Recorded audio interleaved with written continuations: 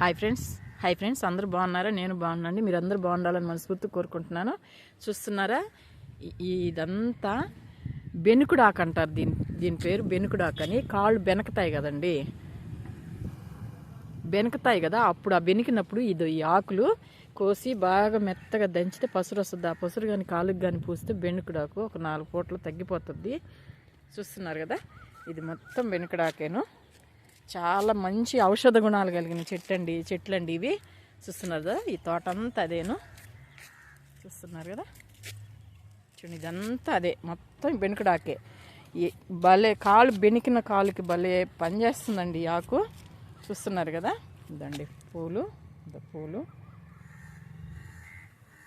చూడండి, పూలు చూడండి, ఇదిగోండి మొగ్గలు, పువ్వులు చూడండి. దీని చెట్టు ఆ మొగ్గలు ఇలా ఉంటాయి చూడండి, మొగ్గలు ఇలా ఉంటాయి. ఫ్లవరు పువ్వులు చూసారా, పువ్వు, మొగ్గలు మొత్తం ఈ తోట అంతా అదేనండి. చూసారు కదా, మొత్తం బెనుకుడాకేను. భలే పనిచేస్తుందండి, మంచి ఔషధ గుణాలు కలిగిన చెట్లు ఇవి.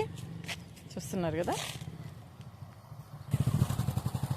చూడండి మొత్తం ఇవేను. చూసారు కదా, చూడండి మొత్తం ఇదే.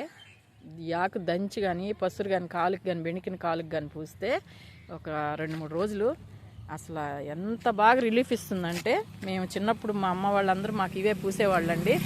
ఇప్పుడు కదా హాస్పిటల్కి తుమ్మినా దగ్గర హాస్పిటల్కి వెళ్తున్నారు, అప్పుడు మాకు ఇవంతా ఇవేను. చూస్తున్నారు కదా, వీడియో మీకు నచ్చినట్టయితే లైక్ చేయండి, షేర్ చేయండి, సబ్స్క్రైబ్ చేయండి. ఉంటానండి.